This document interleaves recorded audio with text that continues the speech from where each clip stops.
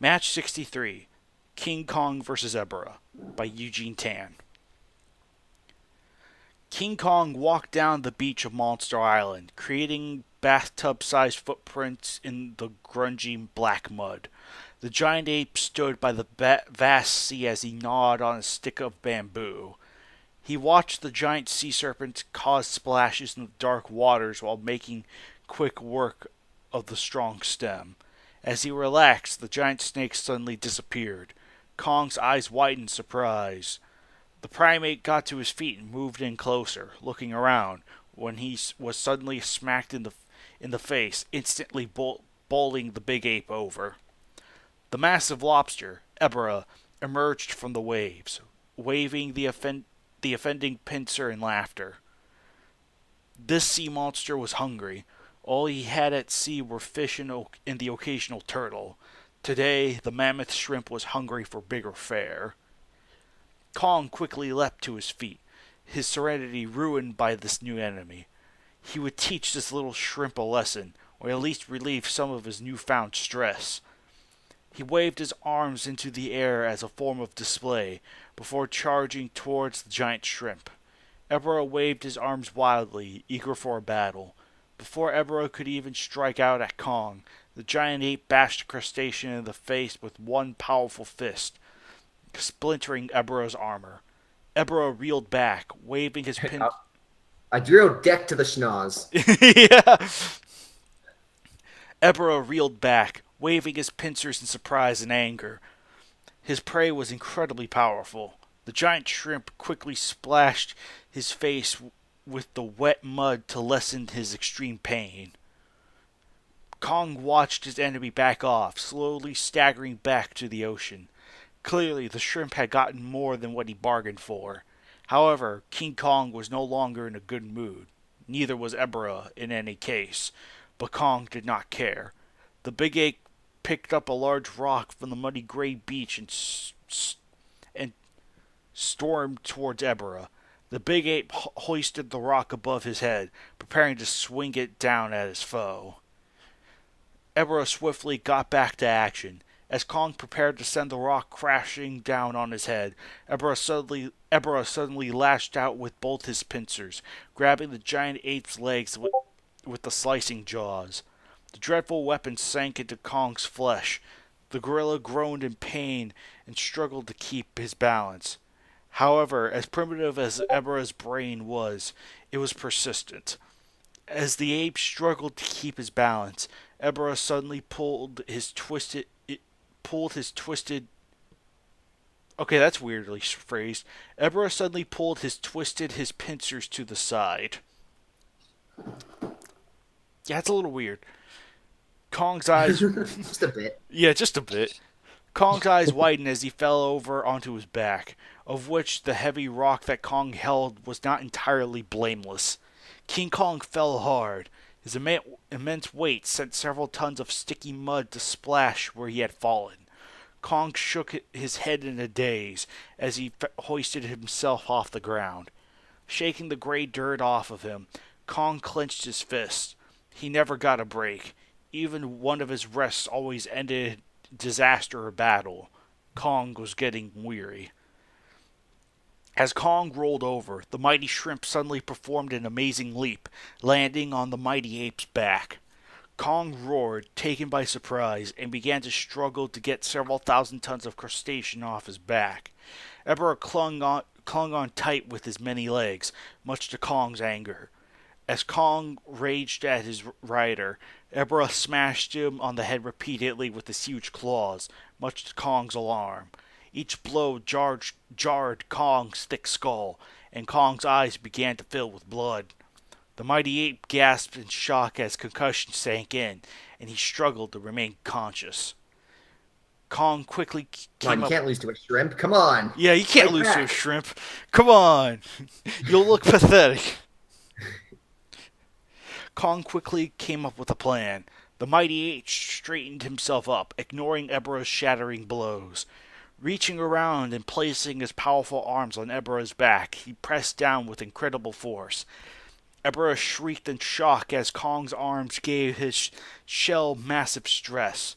Slowly, the armor began to give way, the sounds of creaking shell growing louder and louder.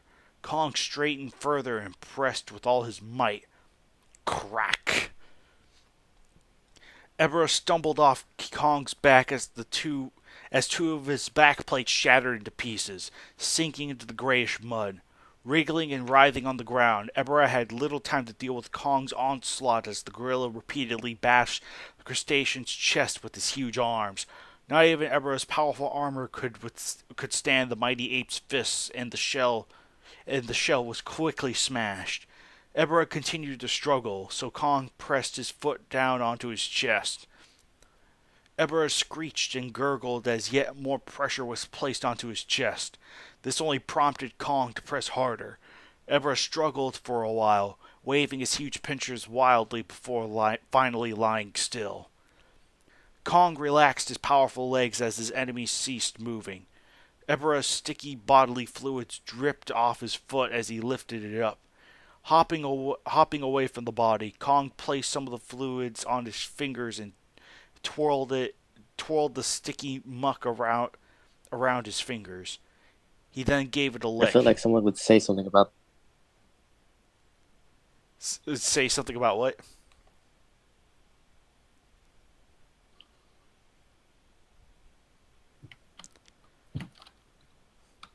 Say something about what?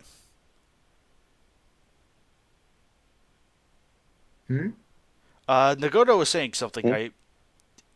I said if I think it, like is he is there. Here, let me fill for him. Gray shot, you suck.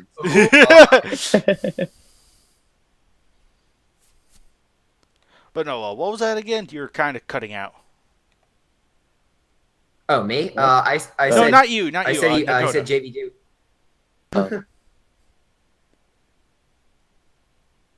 About the last couple sentences about the bodily fluids. Okay. Gotcha. Then he gave it a lick. Ugh. Kong yeah, ugh. Ugh. I think this is the only match where I've ever seen ugh in a sentence. Even in dialogue, there's no one that ever goes ugh. I'll have to rectify that. Kong grimaced at the somewhat radioactive substance and spat the mixture out back onto Ebirah's body. Or rather, where Ebirah once was. Kong quickly turned around. Where was his enemy? As he turned, a dead tree slammed right into his face. As Kong reeled back, Ebirah burst from the mud. Ebirah may not have been much of a burrower, but his powerful pincers had made short work of the soft muck as he made way. Normally, Ebirah would have burrowed back to the open sea, but by this point, it was not about getting a meal, but about pride. Both combatants refused to be considered weaker than the other. Both would fight to prove it. Pass.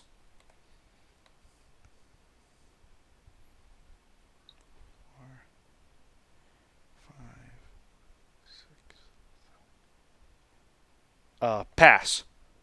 Oh, there we go. Kong roared in anger and charged towards the damned lobster. Ebirah emerged fully from the... Wait, merge? I'm pretty sure it's emerged. Yeah.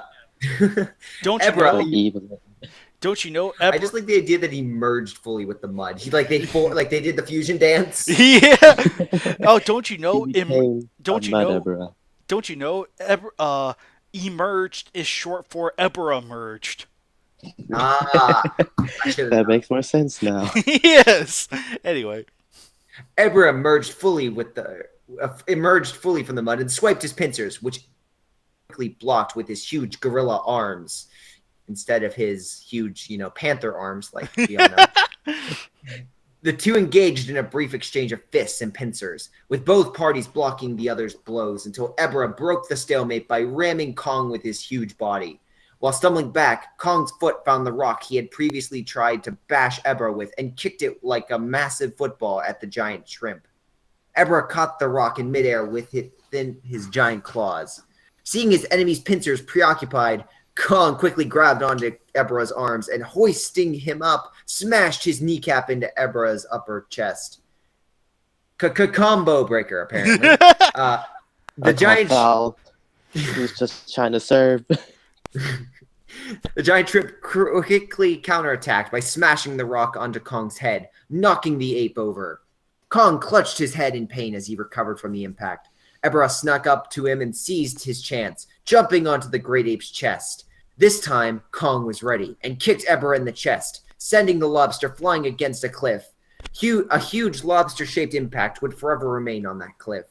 Ebirah quickly recovered and observed his injuries. Bodily fluids flowed down his sides and back. All his plates had by now been tarnished with cracks and gashes. However, Ebirah still had some strength left in him. The crustacean lumbered towards the gorilla, who had suffered some nasty wounds to the head himself. The sea monster lumbered towards the ape, this time aiming his pincers at Kong. Hope the pincers closed in. Kong bashed the two pincers aside, barely avoiding them, clamping onto his throat. Giving a loud battle cry, Kong grabbed onto Ebirah's underbelly, hoisting the entire crustacean up with his incredible strength. As Kong lifted him higher, Ebirah struggled wildly. Under Ebirah's weight, the ape's feet began to sink into the wet gray beach.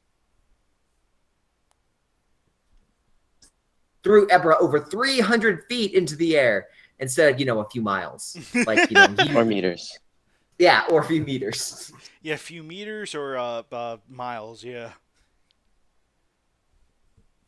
Ebirah hit the ground hard, a shockwave of mud and tiny bits signifying his life. The lobster struggled to get back up, this time with great difficulty. His body was weak and his agony incredible. When he finally managed to balance on all 8 legs, one of those legs fell off, much to the shrimp's extreme displeasure. The ape was too strong, much too strong. Ebirah knew he stood little chance in this environment, but perhaps in the water. Kong lumbered towards the crystal. Raised his fists, he splashed with wet mud, clouding his vision under the grayish substance. As Kong began wiping his claws before dragging him as Kong tried to wipe the muck off. Okay, hold on. Ebirah jabbed Kong repeatedly with his claws before dragging him as Kong tried to wipe the muck off, while defending against Ebirah's vicious strikes. Kong didn't feel the dull waters until he fell onto his back with a mighty splash. Kong shook the mud off, opened wasn't anywhere on Monster Island. This place was entirely unfamiliar to him. I mean, he was underwater. Is that really new? Is that really new? Oh God, I'm in a new environment. I've never seen this before. Unless I put my face in water.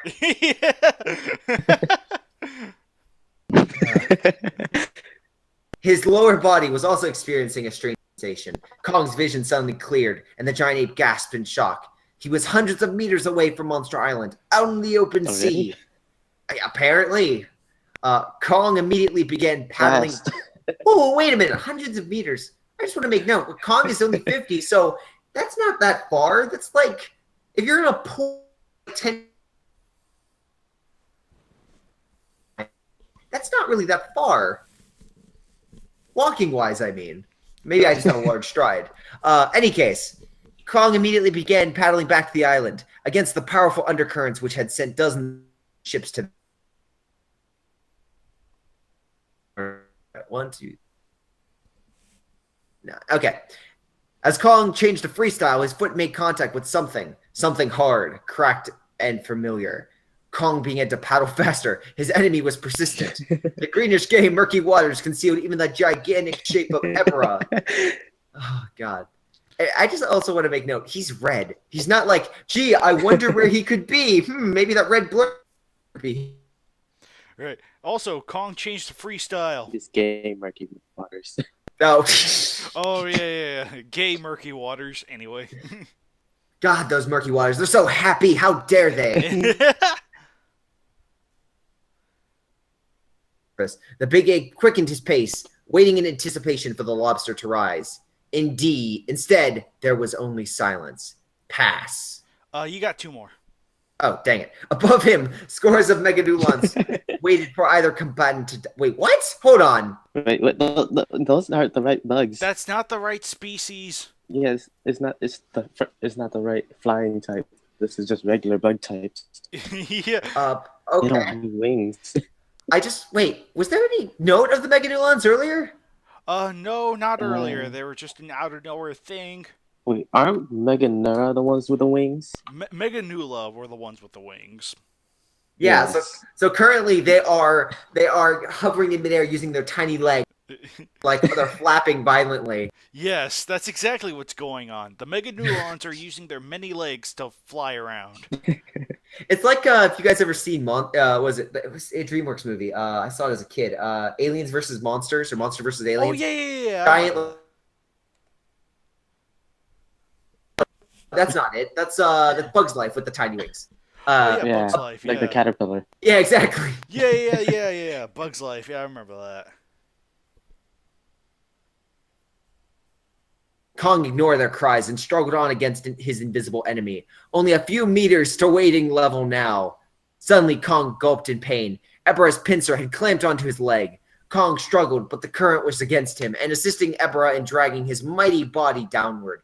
Kong eventually gave up trying to keep above his surface, instead swallowing a massive amount of oxygen to keep himself alive for the next few minutes. The battle would continue underwater. Pass.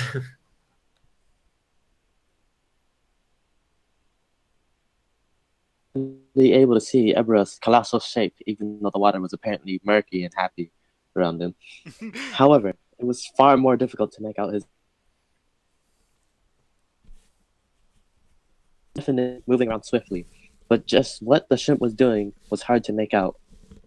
Kong attempted to get a better glimpse of his false pincers when they smashed right into his face.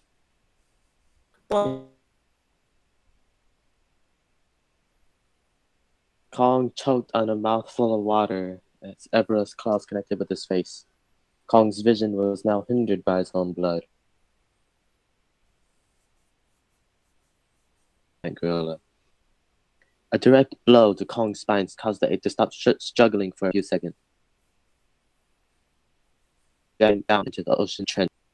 The two went deeper and deeper and deeper. Kong regained his composure. If his sight was not proving useful, he would have to make do with his ears, even though that'd be hard underwater. Kong closed his bleeding, stinging eyes and waited. Ebirah charged, swimming from beneath his enemy this time. The colossal shrimp swung his claws again, this time making contact with Kong's fist. Ebirah reeled back and screamed in pain as one of his pincers was smashed beyond recognition by Kong's powerful underwater attack, which should have slowed it down. An explosion of scattered armored plates and an oily film that was Ebirah's blood surrounded the two titans as the battle continued. Other pincer blind as the shrimp attempted to get away. Something was pressing onto him, but he did not know what. But Kong was determined to finish this. As Ebirah struggled and squealed, Kong slammed his powerful arms onto Ebirah's other pincer. Another explosion stained the deep blue waters. But this time, when they sank, they went down with Ebirah's pincer, joining the snow of microorganisms below. The two went even deeper and deeper and deeper. Ebirah wailed like a banshee, as he mourned the loss of the pincer that had served him for so long, killing Kong's ears, apparently. He would begin. I just want to make note how ridiculous that is. He's like, my right hand, I missed you so. We had so many memories. And you just cut to a flashback of Ebirah with his pincer. It's even funnier. It's even funnier because crustaceans can regenerate their limbs when molting, so it's not that big of a deal in the long run. Perhaps continuing this battle was not such a wise idea. Apparently, Ebirah began making a way towards the deepest point of Monster Island's waters. But Kong was not letting this pesky predator get away so easily. The big ape grabbed onto Ebirah's tail and lashed on ferociously. Ebirah struggled, but his overall ability to fight back was lost with his pincers. Continuing this battle with his enemy behind him, and only his weak legs to fight with, would be futile. Kong raised his arm, noticing that his opponent had lost his fighting spirit. It would be boring to continue fighting with an opponent who had given up. His fist down onto the back of his foe's head. Ebirah let his stalk-like eyes sink back into their sockets. He curved himself and braced for the sudden painful shock. Ebirah let his eyes emerge. His enemy was gone. Ebirah turned to see a brownish, compressed lump, which had whitish bits of bone ripping out from its sides into the depths of the sea. Ebirah suddenly noticed the lump was covered in fur. Onto his surprisingly intelligent brain that was primitive before in the earlier parts of the match. His side by the amazing pressure of the lump, the lump that was once the eighth wonder of the world disappeared completely. Was quickly replaced by a wave of relief. Feeling of, even though the ocean did all the work right there, the giant shrimp swiftly surfaced, and his big red body poked out of the waves. Ebirah waved his remaining pincer in triumph. Winner, Ebirah, Millennium. I'm pretty sure the winner is Gravity right there. Yeah, the winner I'm is 90% sure. Yeah. The winner here is actually the ocean. Yes. Gravity and pressure. And ocean pressure. Ocean pressure. Yeah. Yeah, that's. But yeah, that was I will. Okay, so okay. This is a match I do say is I do remember it moment I see it is just because of the ending is very unique. I like that. It's just like, yeah, you're deep enough, and yeah, that's what happens to people. They just get crushed. Absolutely. I have to agree with that. The ending for this one is definitely very unique. Like, I don't think it's too often where we have... I think it's because most of the fights we have with ocean fights, the monsters tend to be water adept. So it's just kind of like, yeah, they're kind of used to this stuff. But this is the case of dragging a mammal under the water, or, just a land-based creature, just dragging him to an area where he doesn't belong. And eventually what does him in is not necessarily just Ebirah, it's just the ocean pressure that does him in, which is most certainly unique and very disturbing. It's a nice use of what's called the environment. Mm-hmm. Absolutely. I like that. So...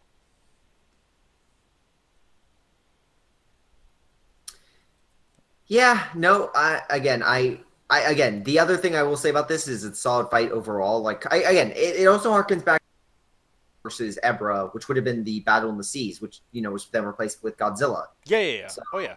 Totally. Another really cool homage with a decent... Yeah, I think there should have been maybe a note with Mothra maybe flying over instead of the Meganulon. Well, to be fair, I think the Meganula, which I'm sure was what was intended, were meant to be more like vultures, or the equivalent of.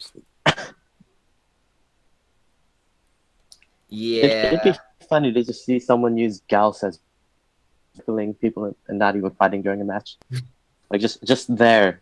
Just to wait for the other people to kill off that monster for them. This is like having a panther flying over like a dead carcass.